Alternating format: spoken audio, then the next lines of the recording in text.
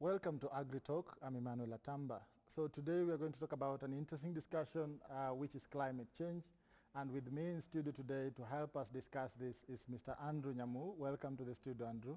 Thanks. And thank you very much for making time to come. I know people have gone for festivities, but you have made time to come to the show today. However, we appreciate very much. And tell us about yourself as we start this discussion. Thank you so much, Emmanuel. Yeah. My name is Andrew Nyamu. I work with the United Formation Kenya in charge of project which is dealing with the issue of climate change, adaptation, and agriculture innovation. The United Formation Kenya is Pan-Africa organization which is working within lower eastern counties of Machakos, Makueni, and Kitui. Yeah. If I take you to a short ecological walk of the three counties, the three counties have different potentials in different areas. Like if we look at Machakos County, some sub-counties are high potential, although they are in arid and semi-arid areas. Sub-counties like Kadhiani, some parts of Mwala, Kangundo, Matungulu are high potentials, while other sub-counties like Masinga, Yata are low potential areas, and thus they have different adaptations for climate change. Same is Kitui. We have Kitui West and Kitui Central, which are relatively high potential sub-counties, while the other sub-counties of Mutomo, three sub-counties of Mwingi and Kitui East are low potential. Yes. When we go to Makueni sub-county, we have issues of Mboni and Kaiti and some parts of Kilome being relatively high potential, while other sub-counties of Kebwesi East, Kebwesi West, Makueni, and also some parts of Mboni being low potential. So Inades has been working in these areas to promote, or rather to build adaptive capacities of farmers who are living in these low potential areas. Yes. Inades formation has been supported by Bread for the World to implement these climate change adaptation programs within the three counties of Machakos, Makueni, and Kitui. Thank you very much for that. And when you talk about climate change and you talk about climate change adaptation, I think you've painted already a very good picture of the counties and the difference in terms of the agroecological zones and the high potential and low potential areas. What would you say is climate change and why is it important, especially for farmers in this region? So how would you explain climate change to farmers who are watching today, and why is it important for them to understand this? Climate change is a phenomenon which has been there for the last 2 decades. Yes. It is characterized by declining rainfalls. When rainfalls decline, then we expect food productivity to go down. We expect massive crop failures. We expect decline in water availability. There has also been element of increasing temperatures. These are mainly associated with greenhouse gases, which kind of concentrate in the lower atmosphere. You see, Emmanuel, when sun rays hit the ground, they break up and they have energy, heat energy. This heat energy needs to go up again to the upper atmosphere. But because of these greenhouse gases, which form of a cover or rather a blanket, they kind of concentrate this heat in the lower atmosphere. And this now brings out the issue of increasing temperatures. So the global warming part of it. Exactly. Then it brings the issue of global warming. So climate change has been there, and it is widening its grip, is making farmers more vulnerable, because most of the farmers rely in rain-fed agriculture. So when there is a decline in rainfalls, you expect their income sources to dwindle down, we expect their harvest to dwindle down, and this makes them more vulnerable to fangs of hunger, more vulnerable to poverty, because most of the resources they had initially, which could have been spent in other issues like health, education, maybe in infrastructure, it now goes to provide the basic necessities in the family level, and that is food. Yes. So we are looking at a situation where production is reducing, but now linking it back to this phenomenon that is climate change. So how exactly, we have talked about the global warming part of it. In terms of rainfall, so how exactly do we have this effect on rainfall, and what is changing? Is it the rainfall patterns? Is it only the amounts, or is it the duration of rain? That has been highly contestable, and it's because, one, there is what we are calling erratic rainfalls. Erratic rainfalls occur when the the rainfall amounts are the same, but their spread does not support crop growth. Emmanuel, like we may have long rains, rather short rains, starting in the early first week of October. Then we have a very heavy rains. Farmers plant and crops germinate. Then for a stretch of up to 6 weeks, it does not rain again. Then it comes back with another intensity. By the time it comes back in mid-November, the crops have wilted out. So the rainfall is erratic. It's still there, but cannot support crop growth. It's not effective. It's not effective, and the crops will go again and dry up despite high amounts of rainfall. Again, we have reducing rainfalls, where like if we expected 800 milliliters of rain, then it goes as low as 300. Again, this one may not support any crops. So it is in both scenario, we have sufficient amounts of rainfall which are erratic, and so they cannot support any crop growth. But we also have reducing amounts of rainfall. And the reducing has been affected highly by deforestation, because these trees, they support much in transpiration, taking back the water to the atmosphere, which again forms clouds and falls back as rain. So when these trees have been cut down, this rainfall does not have medium of going back to the clouds, and so we have reduced rainfall. So it is both cases of erratic rainfalls and reduced amounts of rainfalls. So all these factors come into play. And the person who is facing this is the farmer down there, because it is the farmer who is interacting directly with the environment. I mean, I don't imagine any other profession where you are interacting with the environment as much as farmers are doing. So a lot of us might be hearing about, climate change. We might have fans in our houses. We do not know how much heat is building up in the environment. But break it down. In terms of climate change, what are the important things to look at? What are the important things that people should be able to understand when it comes to climate change? Sure. When you look at climate change in general, we have one, what are the causes of climate change? That is of paramount importance to understand what are causes of this climate change. And in the nutshell, and as I said earlier, we have issues of greenhouse gases concentration in the lower atmosphere, which are contributing to global warming, and these are drivers of climate change, or rather they make the climate change to be felt more. So one is greenhouse gases. The other one is issue of deforestation. The more trees are being cut, they make the environment bare, and once the environment becomes bare, it cannot support livelihood.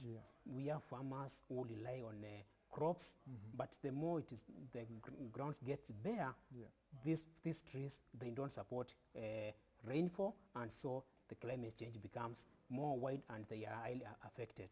Then we have the drivers, or rather those activities or rather actions, knowingly or unknowingly by the communities, which kind of make the climate change to be felt more. Things such as charcoal burning.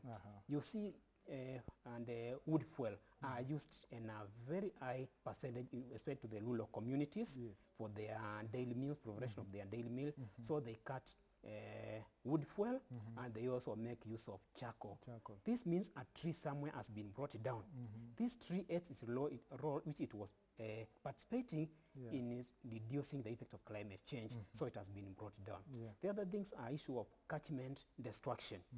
Water is very essential, both in rural areas and in urban areas. We need water for our daily course. We need water for irrigation. So as one of the driver of climate change has been this catchment. They are being kind of affected, destroyed. Some of the actions so which that are... you mean an encroachment of these catchment areas? Yeah, encroachment is one, like when you go to the river banks, where they have lost the sand, which is a very key component in water availability. So sand harvesting thereby removes the water holding capacity of these rivers, and so the water availability goes down. We have other water catchments like dams, the dams and so like. So when you destroy the source where these dams get their catchment, or rather upstream, with the time this downstream where these dams are located dries up. Same as rivers, we have many upstreams which have been destroyed by human activities when they are trying to get timber, to get land for settlement, to convert forest into farmland. Yeah. So these catchments, or rather river catchments, get destroyed. Once they have been destroyed, now the entire catchment is destroyed, and now this one removes that resilience, or rather the communities, because previously they relied in this water maybe to do their crops, to water their animals. So once this has been done, they become kind of, they don't have that source of their livelihood. So these are some of the drivers of climate change. But other drivers which we cannot really bring it to the farmers are the fossil fuels, which are being used far and wide in the entire globe. And this again, they are really creating a lot of inflation of greenhouse gases. So many greenhouse gases are being concentrated because of fossil fuel, which are being used in factories, in motor vehicles, in industries. And even sometimes in farm machinery also. Exactly. These gasoline pumps, which farmers are using for their irrigation. So when they use these gasoline pumps, again, they are contributing to greenhouse gases, which have really been the core cause of climate change and global warming. Yes. So now you have talked about the causes and you have talked about the drivers. So what are some of the, generally, because I know we will go to and specifically look at some of the interventions that you have seen working and that you have implemented in these areas. But what are some of the general aspects when it comes to mitigation and adaptation? In essence, how do we live with this? So all these things are happening. Are we supposed to run away from this planet? Are we supposed to be buying plots on the moon? Or how are we supposed to live with it? That we are already here, we are not running away from it. Yeah, true, Emmanuel. When the climate change is here with us, it is us as humanity to find out how do we fit in and continue to live with climate change. That is more of adaptation. But at the same time, how do we kind of loosen its grip? And this is more in mitigation. So when we go to issues of adaptation, we look at where do we want to see ourselves as farmers, as communities, as stakeholders. Where do we want to see ourselves? How do we adapt? For instance, if rains keep reducing, how do we adapt to the reducing rains? And one of the ways to adapt to reducing rains, there are those crops which will still be able to yield with the reducing amounts of rainfall. And those are things we now need to put into consideration. If, for instance, previously 5-6 years down the line, maize might have been doing very well. But with the effects of climate change and with the reducing rainfall, with rainfall becoming more erratic, then we think what other crop can still do well in the same environment. And you find things like sorghum, things like green grams, things like cowpeas, they are able now to do well within the same context with the reducing rainfall. Again, when this rainfall keeps on reducing, we have issues of water harvesting, which now becomes very key because this water, the rivers which rain for the whole year, they run for 8 months. Those which could run for 5 months, 6 months, they run for weeks. So here now the issue comes of we need to harvest this water. So once now we harvest this water, now we can put it and use it once the rain has ended. And also, how do we prepare our farms? Because that again is very key, because with increasing climate change effects, the land remains the same. The land size remains the same. But some arable land becomes less productive. So to some extent, this land is reducing, not in size, but its productivity. Because if 1 acre of land could give 20 bags of maize, with effects of climate change, it will go down as little as giving 10 bags. So its productivity has reduced, but its size has remained constant. So we need also to manage this land. And this is what we call on-farm water harvesting, where we have some structures in the farm which are kind of water harvesting. And this brings issue of terracing, brings the issue of construction of zai pits, moist garden, planting pits, sunken beds, and all that. So that this water, although it's reducing, it can be retained at the farm level. And when that's been retained, then this productivity of this arable land now can be maintained at a certain level. Because the water can now be used by the farmer and it can be allowed to seep in through the soil. Yes, then downward seepage, then it can percolate upward for the use by the crop. Before we go further on to those specific methods, which I would like us to cover a little later, the specific interventions which you have been part of developing, and I know it's a lot of work to come up with innovations to try and see them work, and I'm sure you are keen to also share that with the farmers today, that this is what is working. But when we talk about climate change, and we focus on these counties, so we have talked about Machakos, Kitui, and Makueni, these are the counties where you operate in. Yes. What has been the effects that you have seen, or that farmers have seen in these counties when it comes to climate change? Give it maybe the last 10 years. What are some of the things that are happening that people can attribute to climate change in these areas?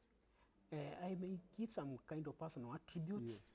Like where I come from, we had rivers which flew water for long, and these rivers had crops grown on the river banks, but with effects of climate change, the rivers have become bare. They are now kind of bare rocks, and the water will flow for very little time, give it a week or so, and the river is dry.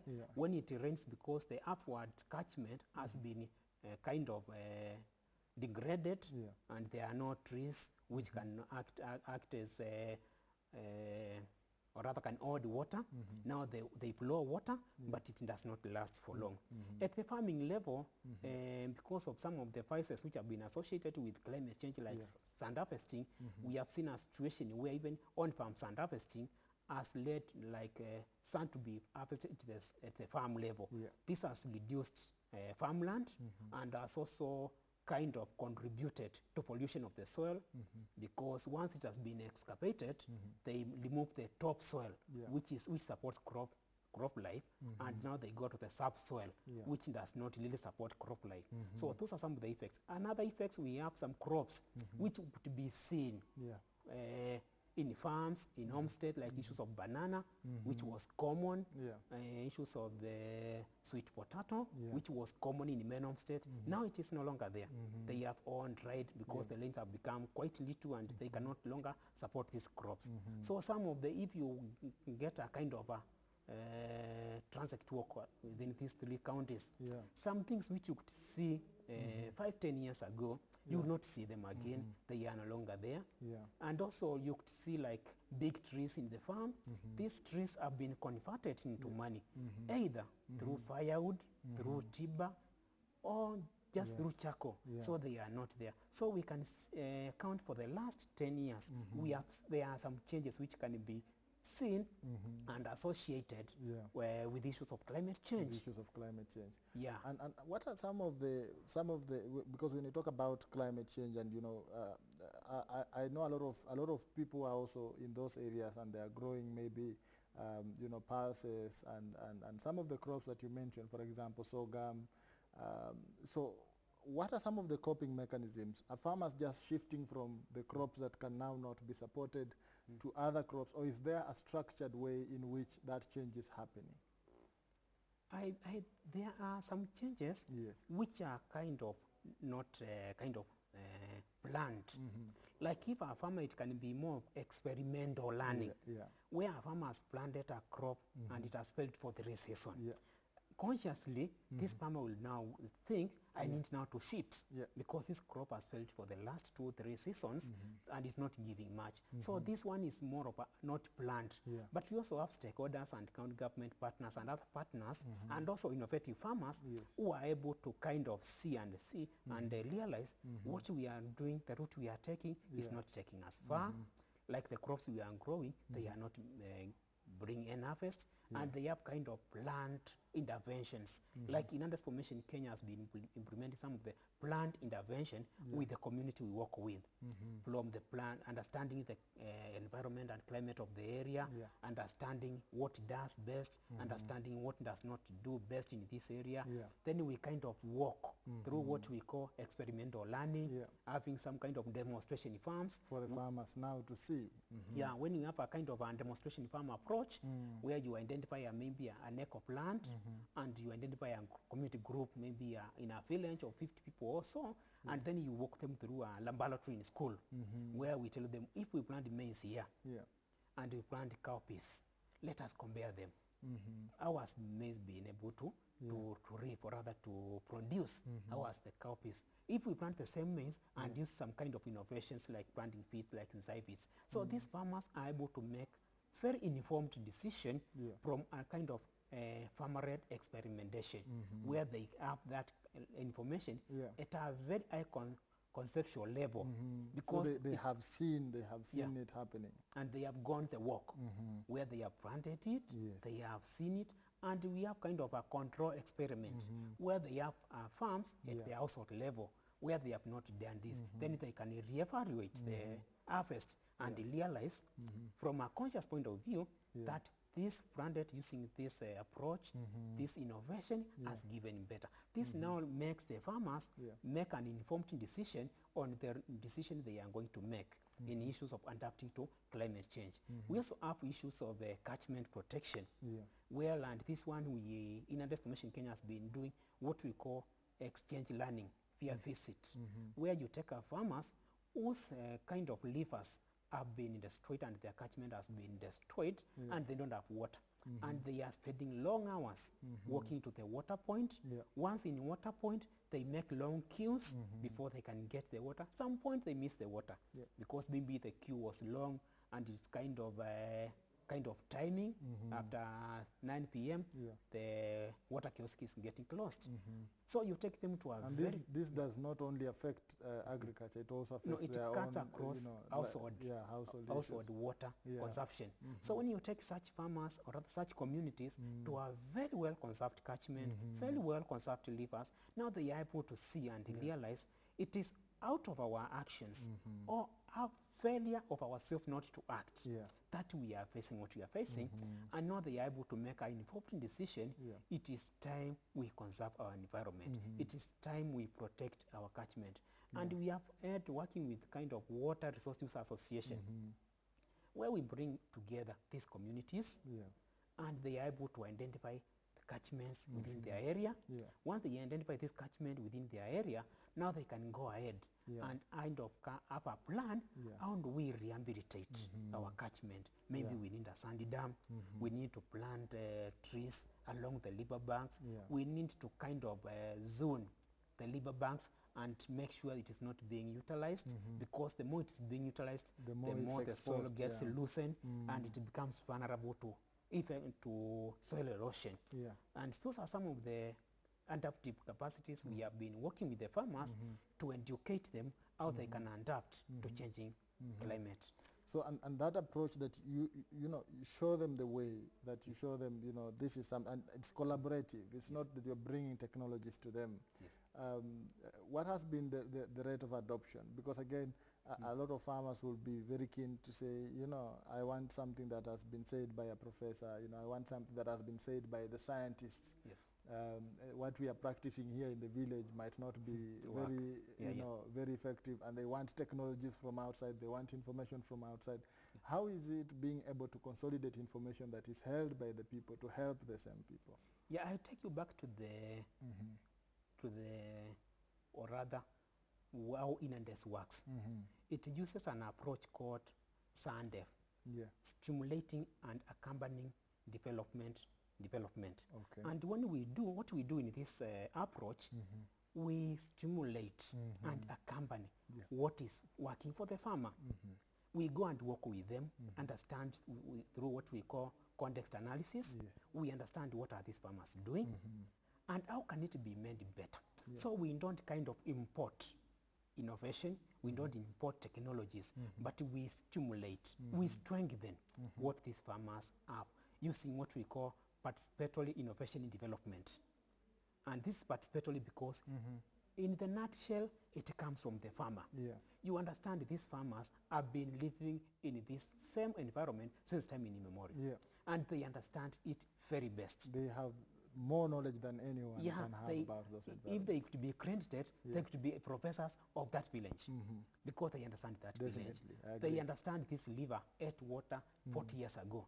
So if you ask these farmers, how did this river end up drying up? They have the best answer.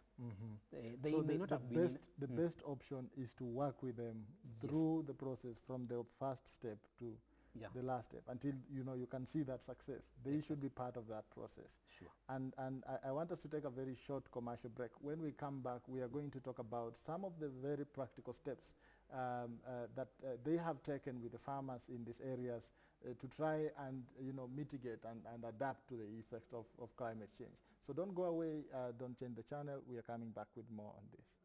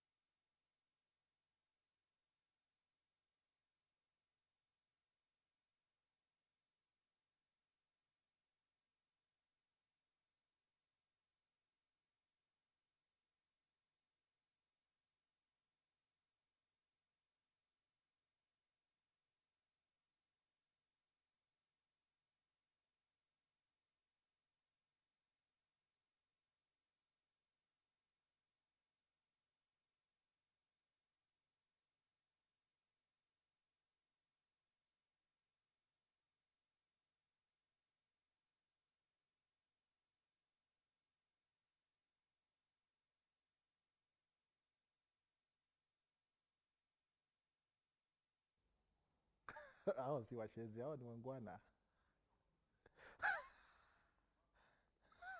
Asante kaka. Thanks.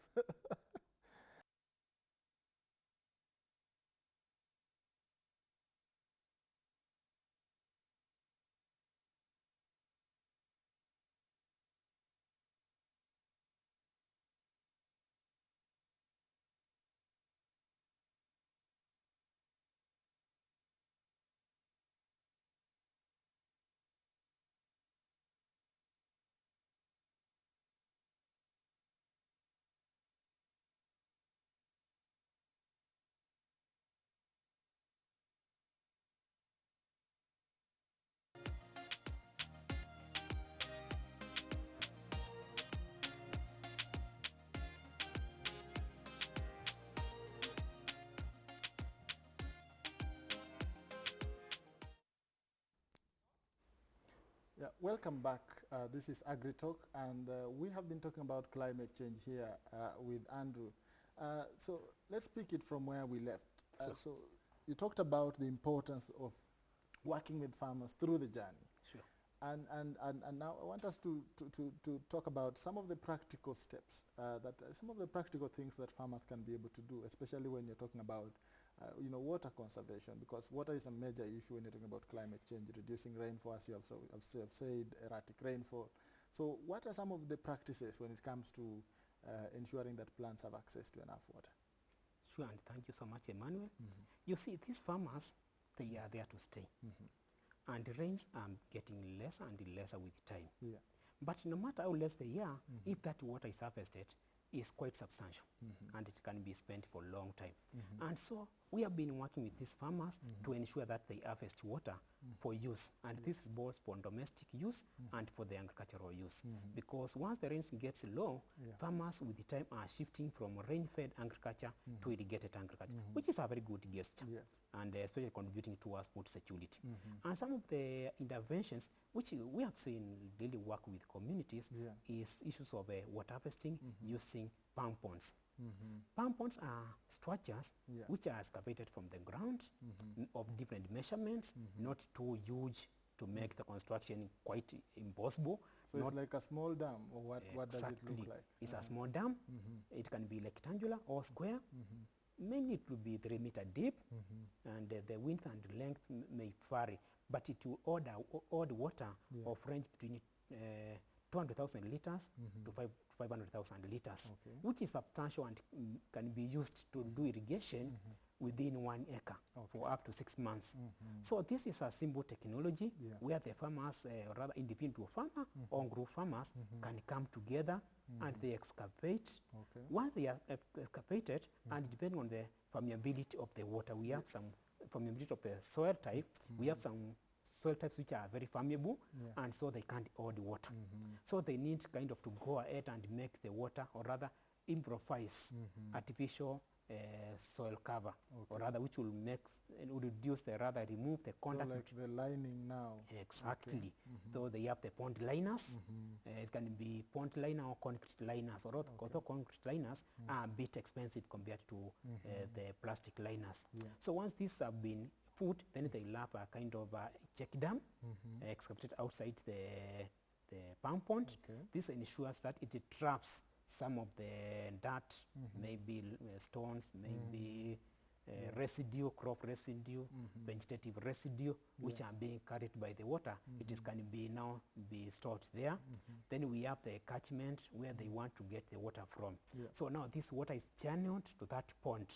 If we have in a very hot areas, and now this they have what we call the dam line, the shade net. This again is used to reduce the rates of evaporation. So this water will not evaporate at a large scale, or rather they will be able to compete effectively with the sun. The sun is taking some share, which in the shade reduces the penetration of the sun to the, exactly, to the sun rays to the surface of the water. And now they can make use of this water. This water can be used to grow crops and can also be used for domestic use. Also at the household level, we have water tanks. We have both the plastic water tanks and we have concrete water tanks. Again, these are measures which farmers can use to harvest this water and ensure that during the dry spell, when there are no rains, they can still manage to have household water and to have some crops, mainly what we call kitchen gardens, where they are able to have the vegetables within the homestead. Also, in issues of water harvesting, when you go to the leaper bag and leaper bed, you realize water passes a lot during the rain season, and it goes downward the stream all the way to Indian Ocean, or rather where. So when they have this sandy dam, they are able to kind of create an artificial barrier to this water. This artificial barrier first harvests sand. And as we said earlier in this discussion, this sand now is the reservoir for water. So they are able to have water during the dry season because they have had this sandy dam which are able to harvest water, and it is now available for use in later date. At the farm level, we also have water harvesting structures. A good example is terrace. Once a farm has been able to excavate terrace along the farm, now this terrace... Maybe you can also just explain to farmers who might not have interacted with terraces to what a terrace is and how do you set it up on your farm? Yeah, a terrace is kind of it's kind of a barrier which reduces the gradient of the land and reduces the intensity of soil erosion. Most likely it will go across the contours, or rather depending on the flow of the land, it goes across. And it acts as, it reduces soil erosion, while at the same time becoming as kind of holding water. Because when the water hits the barrier, it percolates downward. Once it percolates downward, later it will kind of transpirate upward to the root network of the crop. So these are some of the adaptive water harvesting capacities within the farmers, within Lower Eastern, and generally in all arid and semi-arid environments. Also, we also have other interventions, and we touched this earlier on. When these rainfall are reducing, when harvests are reducing, then farmers need to adapt to drought-tolerant crops, because these are the crops which are able to withstand climate change shocks, be it high temperatures, be it reducing rainfalls. So when farmers kind of diversify their planting crops, then they reduce the risk of failure of crops. If a farmer had 5 acres planted with mainly maize and beans, then they can kind of diversify, and then they can plant green grams, they can plant sorghum, they can plant millet, they can plant cowpeas, sweet potato, so you have cassava. a backup plan. Exactly, that's the word. Like they are not kind of exposed to danger. When the rains for failure, they have kind of shock absorbers, because they are sure the maize may not give me much and the beans, but the cassava will give me back. So those are some of the adaptation. But also going to the farming, the farm itself, we have conservation agriculture. And this one involves issues of crop rotation, because the more one crop has been planted, rain come, rain go, it exhausts that nutrient requirement of that specific crop. For instance, if it has been farm which has been planted maize for long, it kind of exhausts the nitrogen component of that soil. But maybe the potassium within that soil and phosphorus is quite high. So now they can alternate and plant beans, which now will mainly use the potassium and phosphorus within that soil component. And fix nitrogen back. Exactly. And then it fix nitrogen back. So when they come back after 2 or 3 seasons, now the maize will do better. Also, issue of mulching. This again is an approach to water harvesting, because now this farm, the rainfall are reducing. So we want that element where now the little rain which falls in the crop, or rather in the soil, is able to retain for long. And we have cover crops which can be planted to ensure that the soil is not bare, or rather is not exposed to effects of evaporation. And again, we also have biomass, or rather crop residue, dry matter, which, and also green matter, which can be put in the soil and act as cover crop, while at the same time increasing humus content in the soil, which is quite significant in crop nutrition, or rather nitrates, which are required by the crops. So being able to build back again that soil, the same soil that feeds you, it's very important. True. And when you talk about soil structure, it excites me, because I believe that there is a reason why the drop of water falls on that particular spot on the farm. So if you can conserve it there, then that would be the most effective way to conserve water. But you have talked about very, allow me to say this, like very simple techniques. And a lot of farmers out there would be like, okay, so what is the impact of mulching? Like, why would I, how effective is this?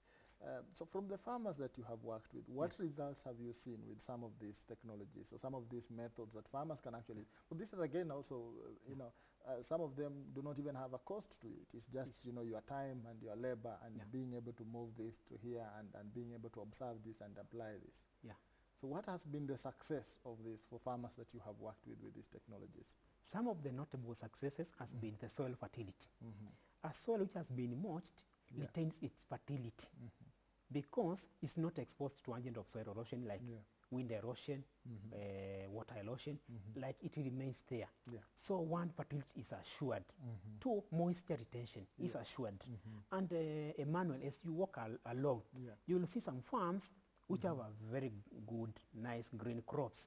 Then the next farm is dry, and you ask yourself, what's the miracle here? Some of these simple techniques are the miracle. Exactly. Because if a farm has been mulched and the crop moisture requirement is very thin, and it's a question of what is that extra effort a farmer has done to ensure that he has brought the balance. Because the lane intensity might be the same within a 3-kilometer stretch. But the difference interventions of different farmers make the difference. If farmers have been able to mulch their land, and as you said, where that drop fell, that drop did not have the opportunity to go back to the atmosphere. So it was retained there for the crop to use. But if it was not mulched, that rainy drop escaped back to the atmosphere and left the crop with no water. So it means then you have lost your opportunity to produce. Exactly. You have lost you have lost your chance, you have lost your water.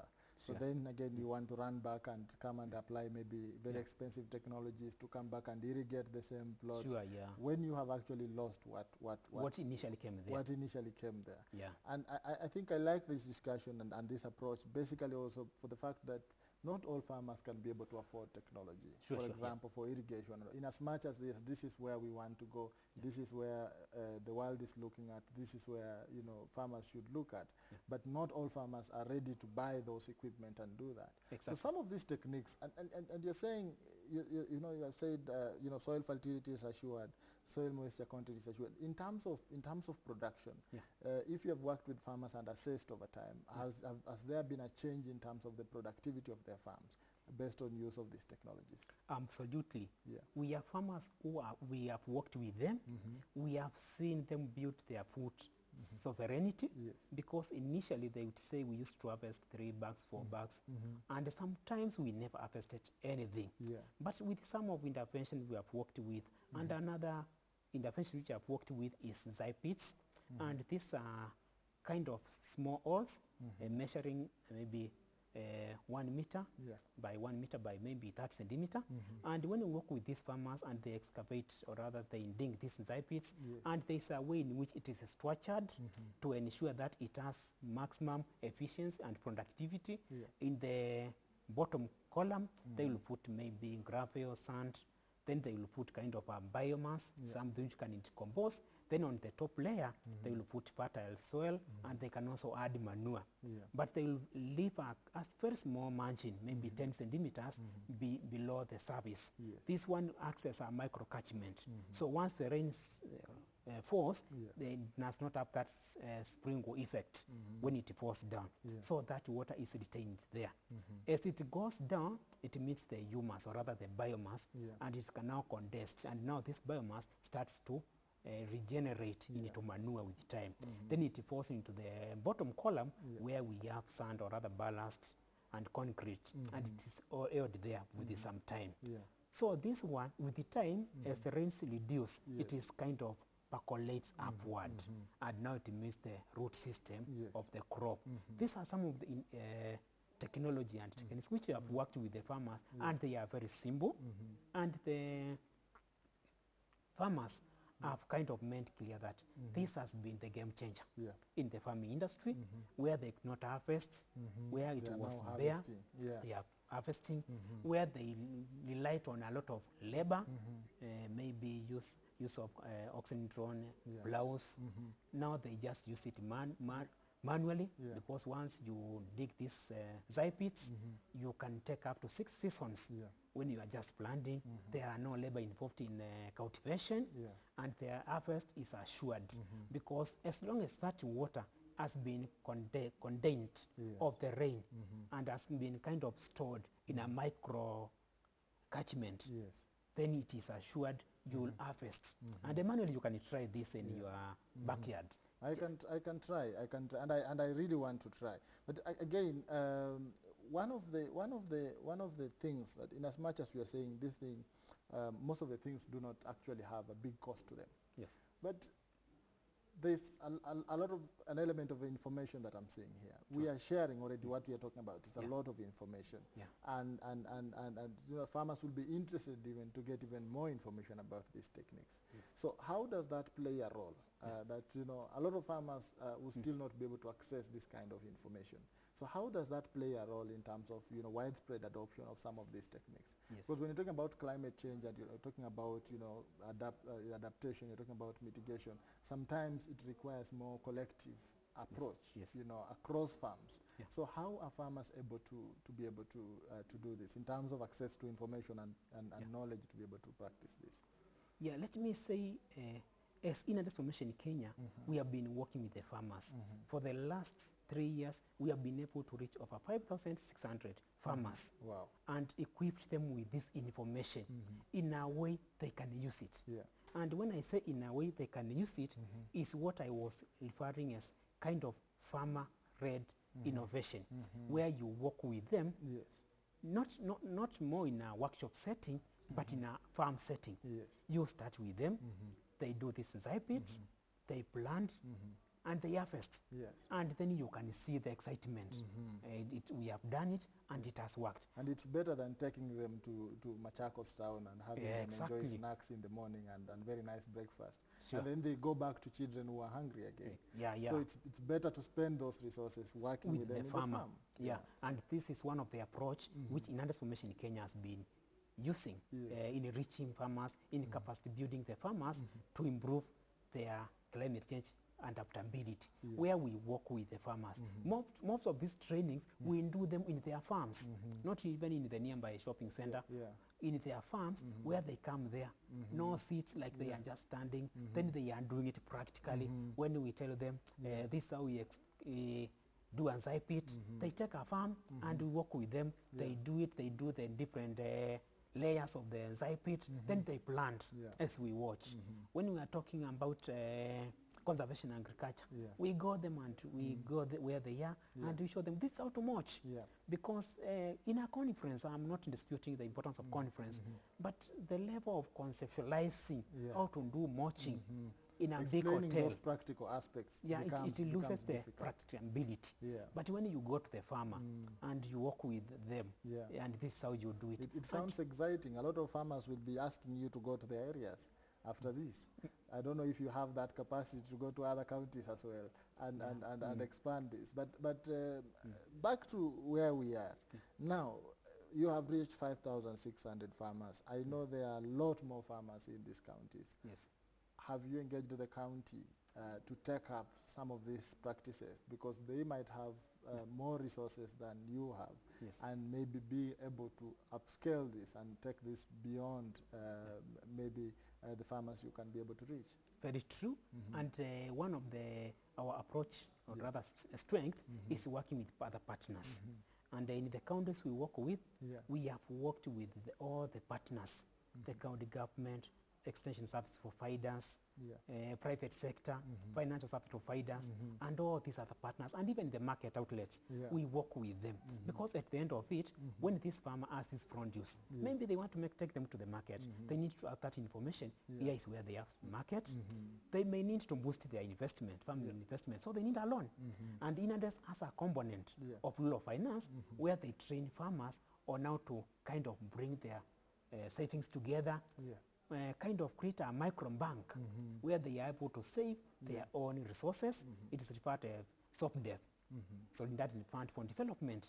And we have over 6 units which are functional, and they are loaning farmers good cash. So INADES works with the farmer in all the aspects. In all the aspects. Yes. So it is a holistic approach. You are not only looking at production and then they are stranded with the same produce the next day. Yeah, we look at it from a holistic point of view where with the production, we have the marketing, and we have even the input supplies. We need to know if they need to know to buy some farm input. Where can they get them? So it's kind of that integration, and that is where we bring together so many partners, technology service providers. If a farmer needs to do kind of solar-powered irrigation, we are able to link them with other partners who are supplying such. At the end of the day, this farm, Inades cannot stand alone and say, we can do everything. But it can stand alone and say, with partners, we can walk on distances. And we are partnered with the county governments and all other stakeholders, even NGOs. So the uptake from these 3 counties is good. Excellent. And in terms of working on generally also on the other climate change issues, is this a discussion that is common in the quarters, in these areas that we are talking about? Is this a discussion that is common, or are you the only people driving this discussion? Is everyone else focused on climate change and how it's affecting farmers, for example? Yeah, it has been a discussion which has been focused both by national government, by county government. We have projects that are going on. We have the energy project in those counties. We have the KESA project in those counties. Those are both under national government and the county government. And we have other many partners. And you are able to collaborate and try to bring also the farmers on board. Sure. Yeah, because this is we target the farmer. So it makes no much sense to go individually to the same farmers. And again, it have the duplication effects. Exactly. But if we go as a team, because all what we want to see is an empowered farmer, a farmer who is food secure, a farmer who is able to meet his daily needs, a farmer who is able to afford good health care, a farmer who is able to afford education for their children. So we go as a team. We don't just go as Inades. We partner with the worker who is ready and willing to partner with us. I think that is a very good approach. So looking forward, what are you saying, or what is based on the intel that you have and the research that you are doing also, and the learning you get from communities as well as information you get, because I know you are also connected to a lot of organizations that are working on the same. What are the trends in the coming years? What should farmers be expecting? Climate change, although at the global level, has received considerable attention. At the grassroots level, that attention has not been able to be kind of drawn back to the communities. And we don't expect any magic anytime soon. The rains are likely to continue reducing. The temperatures are likely to continue increasing. Vulnerability is likely to continue increasing. And so the prospect of the future is dependent on the farmers' ability to adapt to changing climate. Because the more they adapt, and as you said earlier, this is the same farm. These farmers will not kind of migrate to far counties. They will remain in the same counties. And here, adaptation is the key. However, there are also mitigation. Although at a small scale, compared to the global attention, issue of planting trees can never be understated, because these trees act as the carbon sinks. When the carbon has been concentrated in the atmosphere, it is now these trees which now consequence or rather sink this carbon from there back to their system. So these interventions can be done even at farm level and still be effective. Absolutely. Because if the farmers, and Emmanuel, you have seen this, those homesteads which have so many trees, they tend to have a kind of microclimate. They tend to be kind of wet. Their crops, their livestock will be even healthier. The temperature is good. Absolutely. People like visiting those kind of homes for sure. And they don't have to wear tents when they have functions. And as we close, what are you doing now going forward in the 3 counties? Just briefly, what are your plans going forward for working with these farmers? What are the areas that you are focusing on now? The area we are focusing on, and as I said earlier, we approach it in a kind of integrated approach, where we bring different components together. And one of the focus we are focusing in is crop production and marketing, where these farmers are able to produce right crops and meet the market requirement. They are producing both quality and quantity for the market. We are also focusing on kind of bringing together these farmers to do saving, and once they do these savings in the kind of, I said, soft dev approach, then they are able to get the savings and reinvest in their farming enterprises, because we want to make it more of, not really commercial plantation farming, but commercial at the household level, where they are able to do farming, not only for their subsistence consumption, but for the market, because at the end of it, they have needs to meet. We are also focusing on natural resource management, and this the focus mainly will be on the catchment protection, because as I alluded earlier, one of the drivers of climate change is catchment destruction. So we are also focusing on understanding how can we protect our catchments. There are so many catchments within Lower Eastern, but with the time they have kept on dwindling, and this has led to drying of rivers. So we are also focusing in the near future, we'll be focusing much on catchment protection. So that farmers can have the benefit of these resources. Sure. Yes, and also we are putting a lot of focus and emphasis on climate resilient practices. Because we are talking about creating farmer resilience. And for us to create this farmer resilience, there are those climate resilient practices, which if done by the farmer, then these farmers are able to harvest from their farms. So these are some of the focus. Inantes is putting a lot of emphasis and a lot of weight in the near future, so that the farmers we have are able to become stronger, and they are able to have harvest, and live quality life. Thank you very much, and thank you for all the good work that you're doing on behalf of the farmers that you're working with. I know they must be very appreciating that approach and the effort that you're putting. I want to thank you very much also for coming to the show. And that has been our time for today. I'm Emmanuel Atamba. Until next time, bye-bye.